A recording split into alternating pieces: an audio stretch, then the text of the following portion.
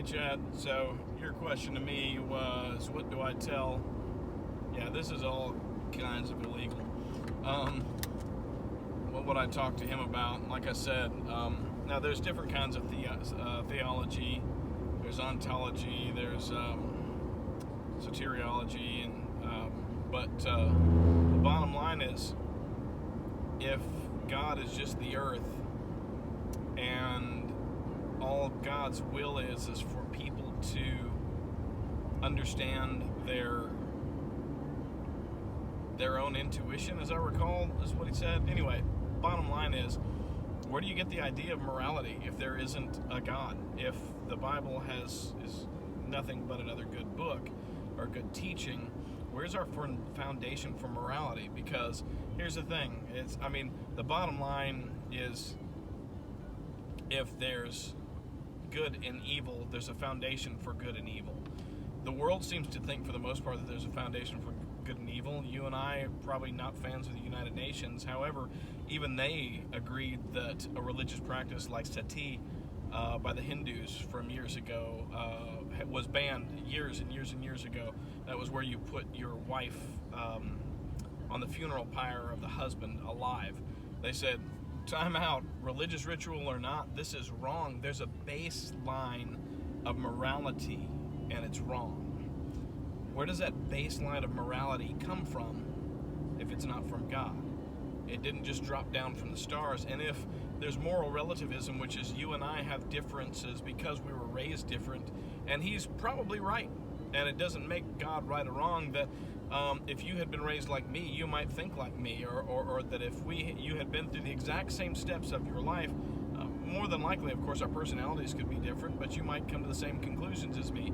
However, that doesn't preclude a God, and it doesn't explain where good or morality come from. There is either a base or there's not. If there's not, what you believe and what he believes and what I believe is all fluid. And I know that you probably already believe this and know this and whatnot, but that's where I would go with this, because he wants to be a good influence and influence positivity and help people understand that. That's fantastic. Go get a psychology degree and do that, but don't blame that on God, because in his viewpoint, there's no bottom line for what God is. And if I have been raised and do things differently, then my view of morality and what's right and what's wrong is going to be different, and that should be just as okay for me as his is for him and yours is for you. The only problem is where where my view of what's good crosses the line with you. Like, if I believe punching in the people in the face is going to make me feel better, and that's maybe even my religious belief. However, when I go to punch you in the face, you might stop me and you might punch me back and then that's not going to be fun.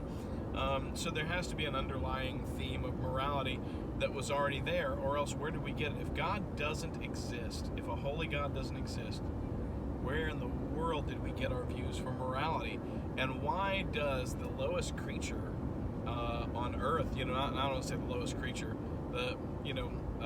every human being, for the most part, believe these same morals, and the answer for that is pretty simple.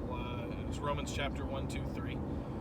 Romans chapter 1, the invisible things are clearly seen through God and his creation. And if we, Romans 1:20, I think, and as we look at the creation of the world around us, it didn't just come to be by